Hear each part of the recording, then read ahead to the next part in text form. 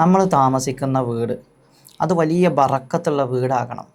അല്ല എങ്കിൽ ആ വീട്ടിലൊരു സ്വസ്ഥതയും സമാധാനവും നമുക്ക് കിട്ടൂല. ശരിയല്ലേ? അപ്പോൾ നമ്മൾ താമസിക്കുന്ന വീട്ടിൽ എന്തെങ്കിലും ബുദ്ധിമുട്ടും പ്രയാസങ്ങളും ഉണ്ടെങ്കിൽ ആ സന്തോഷം നമുക്ക് കിട്ടൂല. ചില ആളുകൾ പറയും, പൊന്നാരൻ്റെ ഉസ്താദെ പെരയിക്കാണ്ട് കയറിയാൽ തുടങ്ങി തുമ്മൽ, വയ്യായിക, ക്ഷീണം, തളർച്ച, ബുദ്ധിമുട്ട് ഒക്കെ തുടങ്ങും.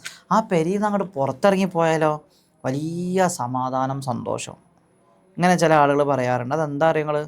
ആ വീട്ടിൽ പിശാചിൻ്റെ ഉപദ്രവം അല്ലെങ്കിൽ ആ ഭൂമിക്ക് വേറെ എന്തെങ്കിലും ബുദ്ധിമുട്ടുകൾ ഉണ്ടാകുമ്പോഴാണ് അത്തരം ബുദ്ധിമുട്ടുകൾ നമുക്ക് തോന്നാറുള്ളത്. അപ്പോൾ നിങ്ങൾ എന്ത് ചെയ്യുക? അത്തരം ബുദ്ധിമുട്ടുകളുള്ള വീട് തിരിച്ചറിയുക, ശേഷം അതിന് പ്രതിവിധി ചെയ്യുക. അതാണ് ചെയ്യാനുള്ളത്. എങ്ങനെയാണ് അത്തരം ബുദ്ധിമുട്ടുള്ള വീടുകൾ തിരിച്ചറിയുക?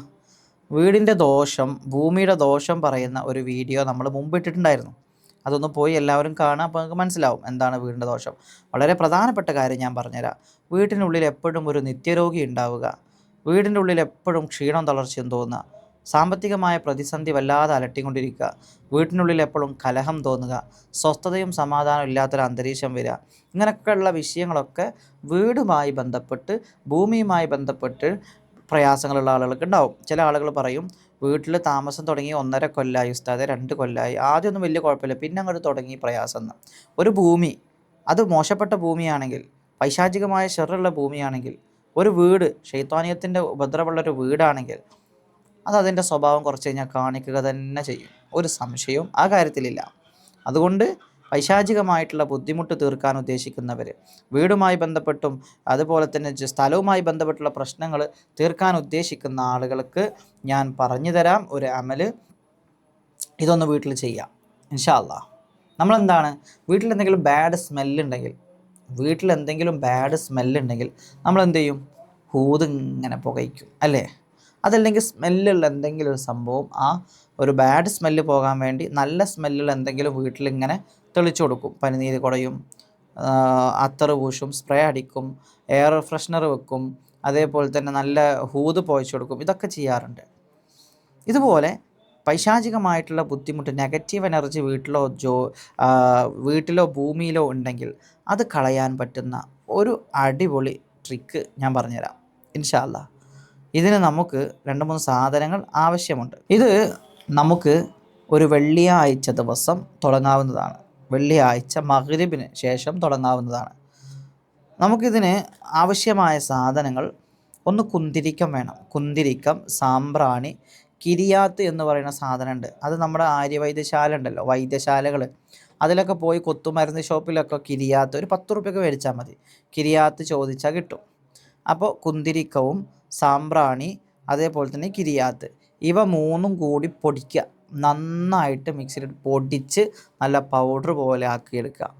അതിലേക്ക് പരിശുദ്ധമാക്കപ്പെട്ട ഖുർആൻ ഷരീഫിലെ 3-ാമത്തെ അധ്യായമായ ആലിംറാൻ സൂറത്ത്, നമുക്കൊക്കെ അറിയാവുന്ന സൂറത്താണ്. ആ സൂറത്തിലെ 154-ാമത്തെ വചനം, സൂറത്ത് 3-ാമത്തെ അധ്യായം ആലിംറാൻ, അതിലെ 154-ാമത്തെ വചനം എന്ത് ചെയ്യുക?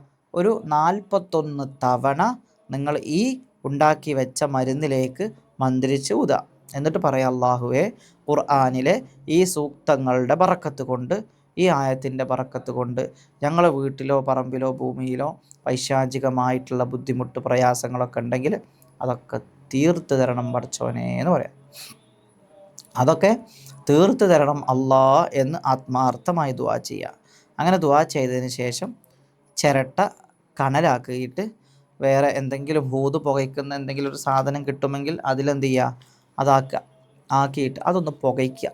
ബാത്റൂം അല്ലാത്ത എല്ലാ റൂമിലും അടുക്കളയിലും എല്ലാ സ്ഥലത്തും ഇതുകൊണ്ട് ഇങ്ങനെ പുകയ്ക്കുക. ബാത്റൂമിൽ പുകയ്ക്കരുത്, ബാക്കിയുള്ള എല്ലാ സ്ഥലത്തും പുകയ്ക്കുക. ഇൻഷാ അല്ലാഹ് തുടർച്ചയായിട്ട് 41 ദിവസമോ 21 ദിവസമോ നിങ്ങളിത് ചെയ്താൽ നിങ്ങൾക്ക് വീടിനുള്ളിലുള്ള നെഗറ്റീവ്, ഭൂമിയുമായി ബന്ധപ്പെട്ടിട്ടുള്ള നെഗറ്റീവ് മാറി നല്ല ഒരു പോസിറ്റീവ് വൈബ്, ഒരു അന്തരീക്ഷം നമ്മുടെ വീട്ടിലുണ്ടാകുന്നതായിട്ട് നിങ്ങൾക്ക് കാണാൻ കഴിയും. ഇത് തള്ളിപ്പറയുന്നതിന് മുമ്പ് ഇത്തരം പ്രയാസങ്ങൾ അനുഭവിക്കുന്ന ആളുകൾ ഇതൊന്ന് ചെയ്തു നോക്കിയിട്ട് റിസൾട്ട് പറയുക. അള്ളാഹു വലിയ സന്തോഷവും സമാധാനവും നൽകട്ടെ ഇൻഷാ അല്ലാഹ്. നേരിട്ട് കാണാൻ ആഗ്രഹിക്കുന്ന, പ്രയാസങ്ങളും ബുദ്ധിമുട്ടുകളും തീർക്കാൻ വേണ്ടി നേരിട്ട് ചികിത്സക്ക് വരുന്ന ആളുകളോട് പറയാനുള്ളത്, ബുധനാഴ്ചയും വ്യാഴാഴ്ചയുമാണ് നേരിട്ട് വരാനുള്ള ദിവസം. വിളിച്ച് ബുക്ക് ചെയ്ത് മാത്രം വരിക. സ്ക്രീനിൽ കാണുന്ന നമ്പറിൽ വിളിക്കുകയോ വിളിച്ചിട്ട് കിട്ടിയില്ലെങ്കിൽ വാട്സപ്പിൽ കോൺടാക്റ്റ് ചെയ്യുകയോ ചെയ്യാം. ഇൻഷാ അല്ലാഹ്. അള്ളാഹു എല്ലാവരുടെയും പ്രയാസങ്ങളും ബുദ്ധിമുട്ടും തീർത്തു തരട്ടെ. നമ്മളൊക്കെ അള്ളാഹു നല്ല മക്കളാക്കി തരട്ടെ. നമ്മളെ പൈശാചികമായ ഉപദ്രവങ്ങളെ തൊട്ട്, സിഹിറിനെ തൊട്ട്, കണ്ണേറിനെ തൊട്ട് അള്ളാഹു നമ്മളെയൊക്കെ കാത്ത് രക്ഷിച്ച് നല്ല റാഹത്തും സന്തോഷവും നമുക്ക് നൽകട്ടെ.